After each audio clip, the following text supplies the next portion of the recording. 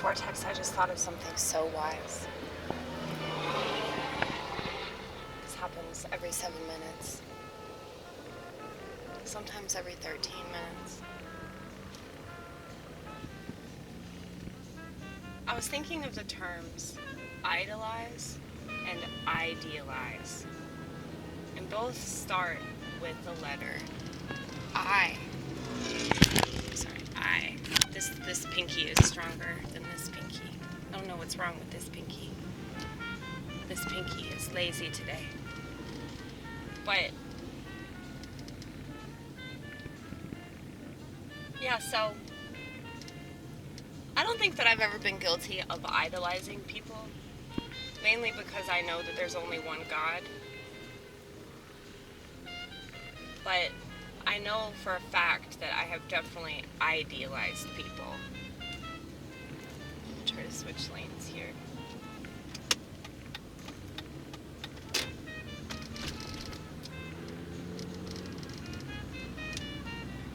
Yeah, so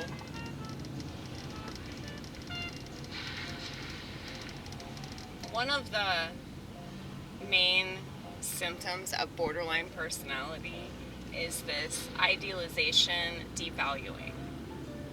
So whenever you idealize somebody, not idolize, idealize,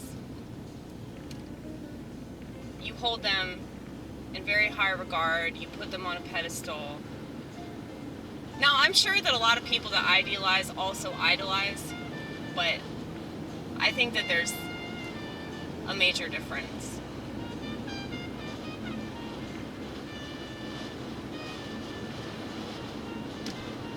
Maybe there's a major difference.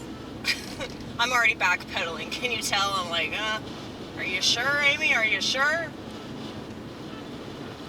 Well,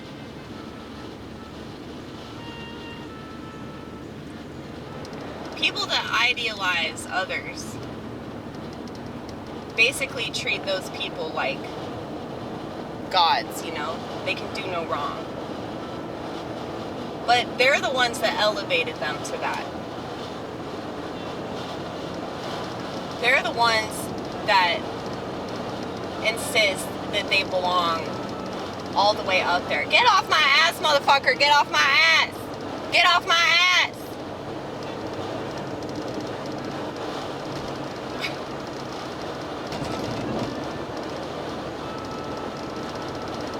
There's only so fast we can go, damn it.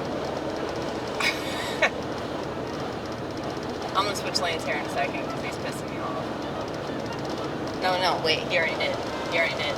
Never mind. He's gonna get in front of me in a second. Wait for it. No, he's not gonna be satisfied with anybody's driving. Right. I cannot stand impatient people, dude. Mainly because that's what I grew up with. Like, my whole family's that way, and it's so aggravating.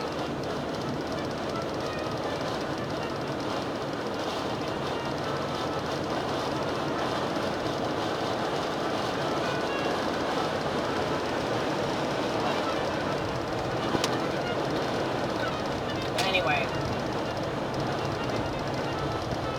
so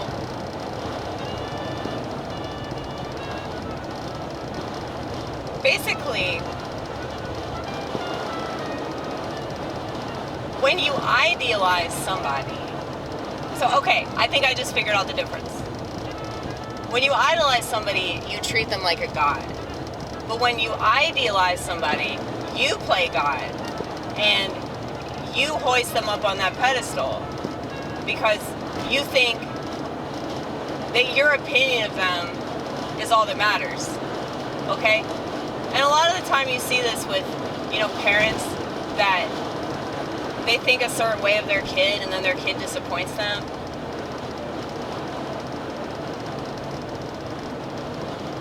And I mean, this happens with families a lot and relationships, of course. But when you idealize somebody, you make this assessment of them that's probably not the slightest bit accurate because that assessment does something for you, you know?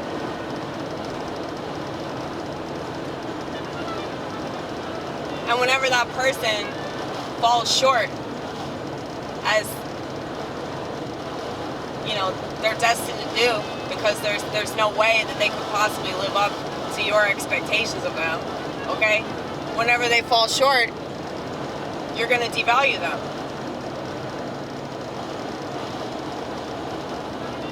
So, there's idealizing and devaluing, and then there's idolizing and demonizing.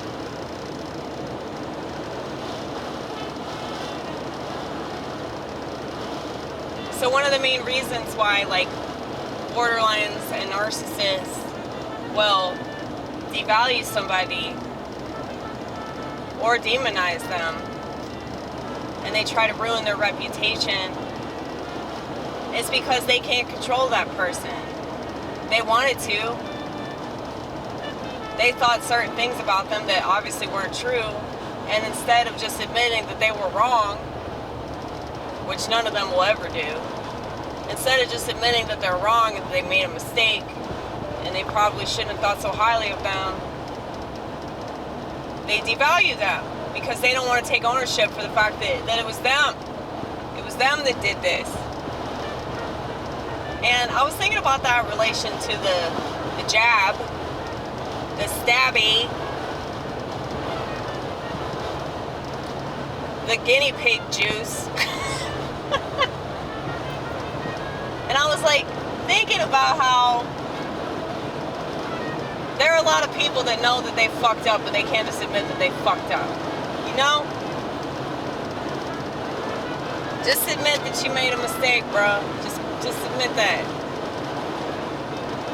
Just admit that you succumbed under pressure and that you did something that you shouldn't have done. I guarantee you, if you humbled yourself, whatever symptoms you're experiencing would probably dissipate. Humility tends to do that. It's amazing.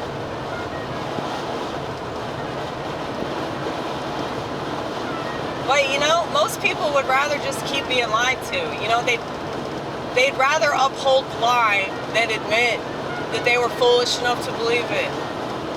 And that's really sad. But that's why I could never be a patriot, because I see this country as a giant lab experiment, and there ain't nothing to be proud of in relation to that, you know? It's like maybe